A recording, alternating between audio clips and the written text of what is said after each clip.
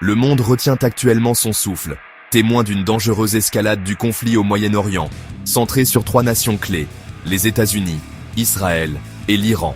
Les États-Unis, superpuissance mondiale, entretiennent depuis longtemps une alliance profonde et stratégique avec Israël, le considérant comme un partenaire démocratique vital dans une région volatile. Israël, de son côté, considère l'Iran comme sa menace existentielle la plus significative, principalement en raison des ambitions nucléaires de Téhéran et de son soutien aux groupes militants anti-israéliens. L'Iran, une puissance régionale majeure dotée d'un gouvernement théocratique distinct, considère les États-Unis comme une force impérialiste et Israël comme une entité illégitime, les qualifiant souvent de grand Satan et de petit Satan.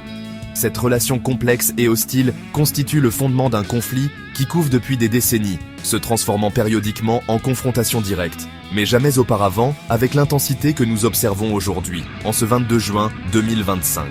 Les racines de cette animosité sont profondes et complexes, remontant à la révolution iranienne de 1979, qui a transformé l'Iran d'un allié des États-Unis en un adversaire acharné.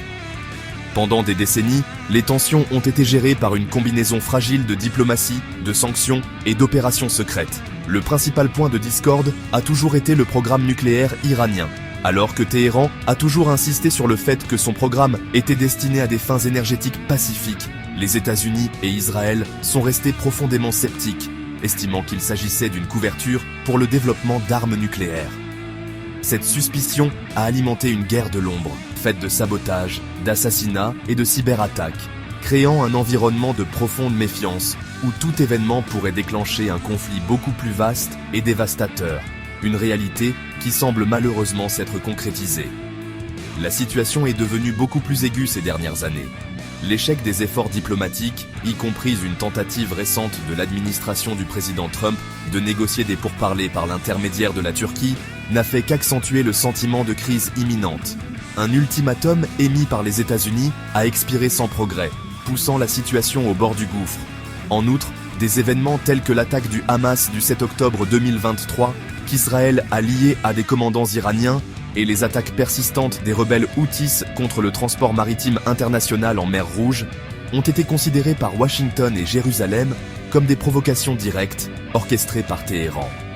Un sondage récent a montré qu'une écrasante majorité de 78% des Américains sont profondément préoccupés par l'acquisition d'armes nucléaires par l'Iran, reflétant un climat politique où une action militaire pourrait trouver un soutien public. Cette longue histoire d'hostilité latente a maintenant éclaté en guerre ouverte. Au cours des 2 dernières semaines, une série d'échanges militaires croissants a brisé toute illusion de stabilité. Israël a lancé une campagne visant à dégrader les défenses aériennes et les capacités de missiles de l'Iran, une mesure qui était clairement un précurseur d'une opération bien plus vaste. Cette préparation stratégique a culminé avec les frappes conjointes américano-israéliennes, qui ont maintenant poussé toute la région en territoire inconnu. Le monde est maintenant confronté à la perspective terrifiante d'une guerre à grande échelle entre une puissance dotée de l'arme nucléaire, un État quasi-nucléaire et une superpuissance mondiale, un conflit dont les conséquences pourraient être catastrophiques non seulement pour le Moyen-Orient, mais pour l'ensemble de la communauté internationale. La paix fragile a été définitivement brisée le 21 juin 2025. Dans une opération méticuleusement planifiée et d'une efficacité dévastatrice, les États-Unis et Israël ont lancé une série de frappes militaires coordonnées contre les infrastructures nucléaires les plus critiques de l'Iran. Les cibles principales étaient les installations nucléaires fortement fortifiées de Fordow, Natanz et Isfahan, le cœur même du programme d'enrichissement d'uranium de l'Iran. Le président Donald Trump, dans une déclaration depuis la Maison-Blanche, a salué la mission comme un succès militaire spectaculaire, déclarant que les installations avaient été complètement et totalement anéanties. L'objectif explicite était de supprimer chirurgicalement la capacité de l'Iran à produire des matières nucléaires de qualité militaire, une menace que les États-Unis et Israël avaient longtemps jugée inacceptable et qu'ils étaient clairement prêts à éliminer par la force. L'ampleur et la sophistication de l'attaque étaient sans précédent. L'opération a impliqué le déploiement du matériel militaire le plus avancé de l'Amérique, démontrant un niveau de puissance rarement vu en conflit ouvert. 6 bombardiers furtifs B-2, effectuant une remarquable mission aller-retour depuis la base aérienne de Whiteman dans le Missouri, ont porté les coups décisifs. Ils ont largué une douzaine de bombes GBU-57A-B anti-bunker, chacune pesant 30 000 livres, sur les installations souterraines profondes de Fordow et Natanz. Cela a marqué la première utilisation opérationnelle connue de cette munition massive, conçue spécifiquement pour pénétrer et détruire de telles cibles durcies. Simultanément, des sous-marins de l'US Navy, opérant secrètement dans la région, ont lancé environ 30 missiles de croisière Tomahawk, frappant des cibles supplémentaires à Natanz et au centre de recherche nucléaire d'Isfahan. Cet assaut massif n'était pas un événement isolé, mais le point culminant d'une quinzaine de jours d'intenses actions militaires. Au cours des 2 semaines précédentes, Israël avait mené une campagne systématique pour ouvrir la voie à cette frappe principale.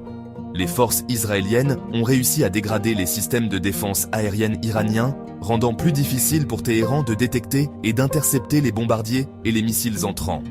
En outre, les services de renseignement et les forces spéciales israéliennes ont ciblé et éliminé des figures clés au sein de l'établissement militaire iranien.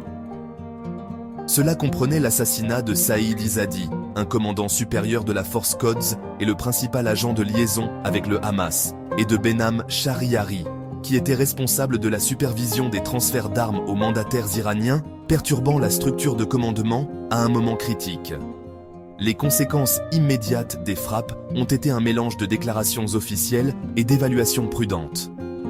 Alors que les États-Unis et Israël ont célébré le succès de l'opération dans la réalisation de ses objectifs militaires, l'Agence internationale de l'énergie atomique a déclaré n'avoir pas encore détecté d'augmentation de la radioactivité hors site, un petit soulagement dans une situation par ailleurs désastreuse. L'agence a appelé à une réunion d'urgence pour aborder les graves implications d'une attaque contre des installations nucléaires surveillées dans le cadre de garanties internationales.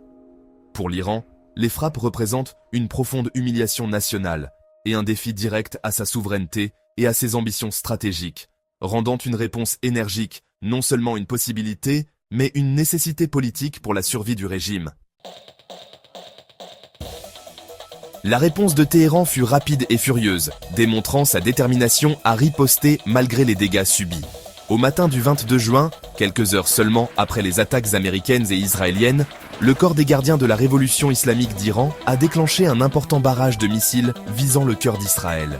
L'attaque s'est déroulée en 2 vagues distinctes, ciblant une série de sites stratégiques, notamment des bases militaires, des centres de recherche et, plus audacieusement, l'aéroport international Ben Gourion, près de Tel Aviv. C'était un message clair que les capacités offensives de l'Iran, bien que dégradées, étaient loin d'être éliminées et qu'il était prêt à cibler des infrastructures civiles, augmentant considérablement les enjeux du conflit. Les attaques visaient à semer la peur et à perturber la vie à travers Israël, prouvant que la guerre ne serait pas menée uniquement sur le sol iranien. Selon les premiers rapports, environ 30 missiles balistiques ont été lancés vers Israël, alors que le système de défense aérienne multicouche sophistiqué d'Israël, comprenant l'Arrow et le David's Sling, a réussi à intercepter la majorité des menaces entrantes. Au moins 10 missiles ont pénétré le bouclier défensif. Les médias ont diffusé des images déchirantes d'explosions et de dégâts, les services d'urgence faisant état d'au moins 20 blessés. Pour cette frappe de représailles, l'Iran a déployé son missile balistique Khaybar-Shekan, une arme moderne dévoilée en 2022 avec une portée de 1450 km, capable d'atteindre n'importe quelle cible en Israël depuis des sites de lancement situés en profondeur en Iran. La pénétration réussie des défenses israéliennes par ces missiles a souligné la menace très réelle que l'Iran continue de poser. Le cycle de violence ne s'est pas arrêté là. Israël a immédiatement riposté à la riposte, lançant une nouvelle vague de frappes aériennes contre des cibles dans l'ouest et le centre de l'Iran. L'armée de l'air israélienne s'est concentrée sur la destruction des lanceurs de missiles mobiles soupçonnés d'avoir été utilisés lors de l'attaque sur son territoire, cherchant à empêcher de nouvelles salves. Dans un coup dur pour l'armée de l'air iranienne, les avions israéliens ont également réussi à localiser et à détruire au sol 3 des chasseurs F-14 Tomcat vieillissants mais toujours précieux de l'Iran. Cette escalade de représailles crée une spirale périlleuse où chaque action provoque une réaction immédiate et énergique, poussant les deux nations plus profondément dans une guerre directe et à grande échelle que les dirigeants des deux côtés avaient longtemps affirmé vouloir éviter. La rhétorique officielle de Téhéran a été défiante et intransigeante. Le ministre iranien des Affaires étrangères, Abbas Araghchi, a publiquement accusé les États-Unis d'avoir fait exploser toute voie restante vers la diplomatie et a affirmé le droit inaliénable de l'Iran à résister à l'agression de toutes ses forces. Il est maintenant en route pour Moscou pour des consultations urgentes avec le président Poutine, signalant l'intention de l'Iran d'obtenir le soutien de ses alliés internationaux. Pendant ce temps, il y a eu un silence manifeste du guide suprême, l'ayatollah Ali Khamenei, dont la parole déterminera en fin de compte la stratégie à long terme de l'Iran. Ce silence officiel de la plus haute autorité ne fait qu'ajouter à la profonde incertitude et à la tension qui règne dans la région et dans le monde. L'escalade militaire a provoqué une onde de choc à travers le monde, déclenchant une intense activité diplomatique et l'expression de graves préoccupations. Le secrétaire général des Nations Unies, Antonio Guterres, a lancé un avertissement sévère concernant les conséquences catastrophiques d'une guerre élargie, plaidant désespérément pour une désescalade immédiate et une retenue maximale de toutes les parties. En Europe, des alliés clés des États-Unis, dont le Premier ministre britannique Keir Starmer et le chancelier allemand Olaf Scholz, ont adopté une position délicate, appelant à l'arrêt de la violence tout en exhortant l'Iran à revenir à la table des négociations sur son programme nucléaire. Cela reflète une anxiété internationale plus large selon laquelle le conflit, s'il n'est pas maîtrisé, pourrait dégénérer en une conflagration régionale aux implications mondiales dévastatrices. Les grandes puissances mondiales ont adopté des positions plus polarisées. La Chine et la Russie, qui se sont toujours opposées aux actions unilatérales des États-Unis, se sont jointes au Pakistan pour demander une session d'urgence du Conseil de sécurité de l'ONU afin de condamner les frappes. Cette démarche souligne les profondes fissures géopolitiques que le conflit exacerbe, opposant un bloc dirigé par les États-Unis à une coalition émergente de nations remettant en question sa domination. Plus loin, des nations comme Cuba et le Venezuela ont carrément condamné l'attaque américano-israélienne. Surtout, les mandataires régionaux de l'Iran, y compris le Hamas à Gaza, et les rebelles Houthis au Yémen, ont juré de tenir les États-Unis et Israël pour responsables, menaçant d'ouvrir de nouveaux fronts et de déstabiliser davantage une région déjà chaotique. Au-delà de l'échiquier géopolitique, les conséquences humaines et économiques immédiates deviennent douloureusement claires. Les organisations humanitaires, comme le Comité international de la Croix-Rouge, mettent en garde contre des conséquences irréversibles pour les civils pris entre deux feux, mobilisant des équipes d'urgence en Iran et en Israël. Dans une tentative de contrôler l'information et de réprimer la dissidence, les autorités iraniennes auraient coupé l'accès à Internet dans tout le pays. Pendant ce temps, Israël a fermé son espace aérien et restreint toutes les activités civiles non essentielles. Cela a créé un climat de peur et d'incertitude pour des millions de personnes dont la vie quotidienne a été violemment bouleversée par le conflit, confrontés à la double menace des bombardements aériens et de sévères restrictions de leurs libertés fondamentales. Le spectre d'une crise économique plus large plane également. Les analystes craignent profondément que l'Iran ne tente de fermer le détroit d'Ormuz, un point d'étranglement critique par lequel transite une partie importante de l'approvisionnement mondial en pétrole. Une telle mesure provoquerait un choc massif sur les marchés mondiaux de l'énergie, faisant grimper en flèche les prix du carburant et déclenchant potentiellement une récession mondiale. Alors que les dirigeants échangent des menaces et que les missiles volent, le besoin urgent de dialogue n'a jamais été aussi évident.